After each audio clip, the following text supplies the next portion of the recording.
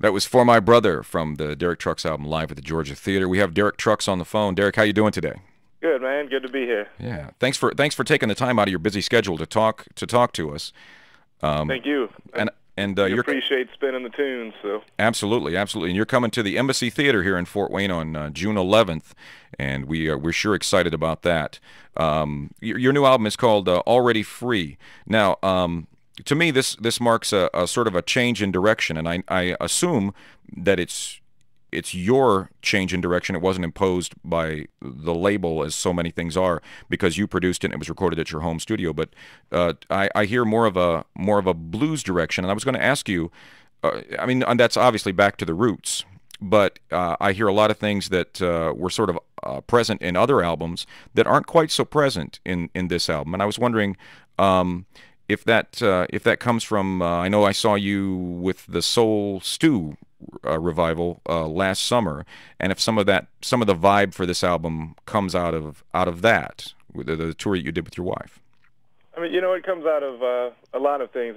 Being, I guess, 3 years between albums and all the different touring I did in that time, whether it was, being on the road with Clapton or being around Doyle Bramhall or the Soul Stew thing, or, when you go in to do a record, I think a lot of things that have been influencing you, come out. So when you start the songwriting process, it's you never know what direction it's going to go in. And with this album, having the opportunity to be home and write tunes and not feel under the gun as far as studio time is concerned, it was really easy to just kind of follow the muse and kind of let the album write itself.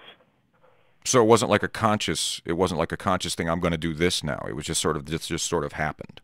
Yeah, it was just kind of letting the tunes do their thing.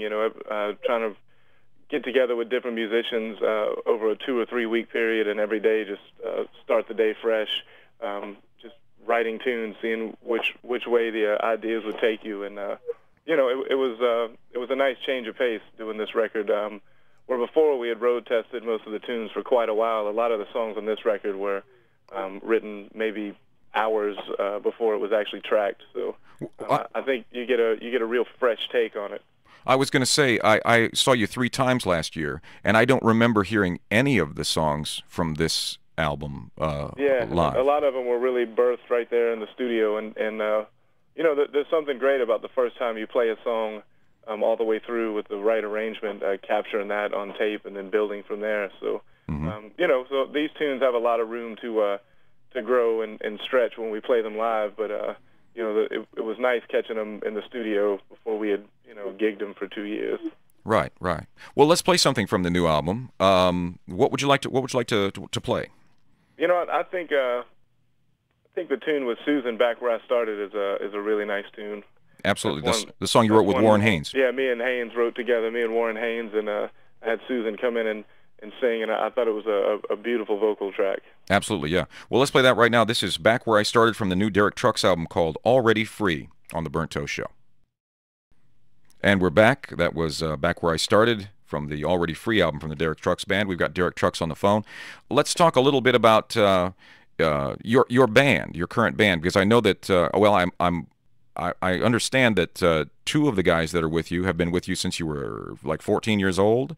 Yeah. Right. And and 2 of the other guys in the band were former members of the Aquarium Rescue Unit, one of the legendary jam bands from years past that we play a lot on the show. And then there's Mike Madison, and I just don't know very much about Mike Madison. He's a great singer, but tell us a little bit about the band. We've been together for 15 years now, the core of the group, and great musicians, guys I ran into when I was really young playing with different bands. I met our drummer Jan Rico through Colonel Bruce Hampton as well. And actually Todd, our bass player, was recommended by the Colonel. So, he's kind of the grandfather of the band. Yeah. And, Kofi Burbridge played with the ARU as well as Count and Butu. And, extremely talented group. I play with other members of the Aquarium Rescue Unit and other bands, O'Teal and the Allman Brothers and Jimmy Herring and various projects. So, well, you played together in the Allman Brothers for a while, right? Jimmy was with the Allman Brothers when Dickie Betts left. That's right. We Right. did a year together, and but I played a lot of projects with Jimmy. He's just an amazing player, and learned a lot from those guys over the years. And Mike Madison, the newest member, I guess is kind of new to this scene, but has been doing his thing for a while. He had a band which he still has called Scrap-O-Matic. They open for you Started sometimes. as a duo, a guitar and vocals, and now it's a full band. But he's done a few records with that group, and it's really good stuff. Mm-hmm. And that's more of an acoustic blues kind of thing, correct? Yeah, it's kind of a folk blues with a twist, Yeah. Well, cool. Tell me about. Let's talk about some of the sideman work. You mentioned playing with Jimmy Herring. I know you're on the last Jimmy Herring album. You've also played with Eric Clapton and of course the Allman Brothers and McCoy Tyner and just so many artists. Do you have any particular favorites or stories or anything like that you'd like to share with us? Getting to do that J.J. Cale, Eric Clapton record, Billy Preston was on that session. That must have been right before he died.